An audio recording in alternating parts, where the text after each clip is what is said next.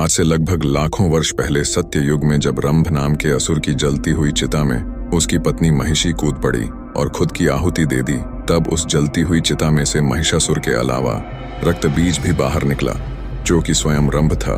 और पिछले जन्म में अग्निदेव के घोर तप के कारण ही वह इस बार पूर्ण जन्म लेकर रक्त बीज के रूप में वापस लौटा था।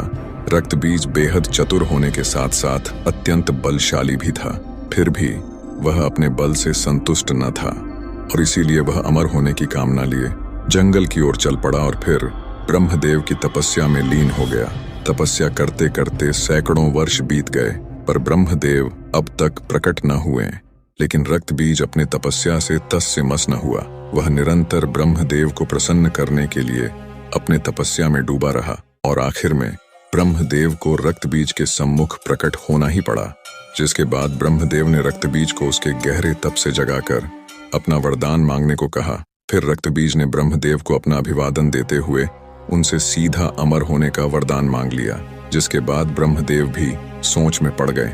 काफी सोच विचार करने के बाद ब्रह्मदेव ने रक्त बीज को अमरता का वरदान देने से मना कर दिया, परंतु उन्होंने रक्त बीज को एक ऐसा वरदान दे दिया जो कि अमरता के वरदान से बिल्कुल भी कम न था।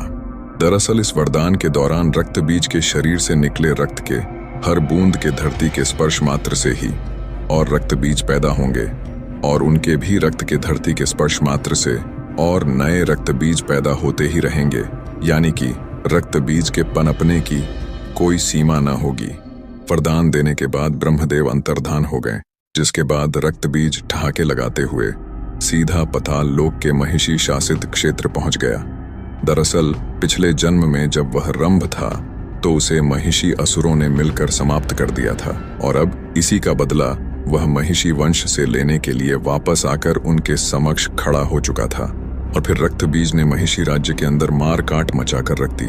उसने अकेले ही महिषियों के राजा समेत समस्त प्रमुख महिषी योद्धाओं को समाप्त कर दिया। फिर बाकी बचे और डरे हुए महिषी असुरों का स्वयं राजा बन बैठा और यह बात पूरे पाताल लोक में फैल गई, जिससे कि पाताल लोक के समस्त बड़े से बड़े असुर भी रक्त बीज के नाम मात्र से ही घबराने लगे। रक्त बीज पूरे पाताल लोक का शासक बन बैठा था। दिन यूं ही बीतते गए और एक दिन रक्त बीज को महिषासुर की याद आई और वह महिषासुर को ढूंढने पाताल लोक के अन्य राज्य की ओर निकल पड़ा, जहां उसे पता चला कि कई वर्ष पहले तो महिषासुर किसी 10 भुजाओं वाली विशालकाय देवी के हाथों वीर गति को प्राप्त हो चुका है। जिसके बाद यह सुनते ही रक्त बीज आग बबूला हो उठा और फिर वह देवी दुर्गा को पागलों की तरह जमीन से लेकर आसमान हर जगह ढूंढने निकल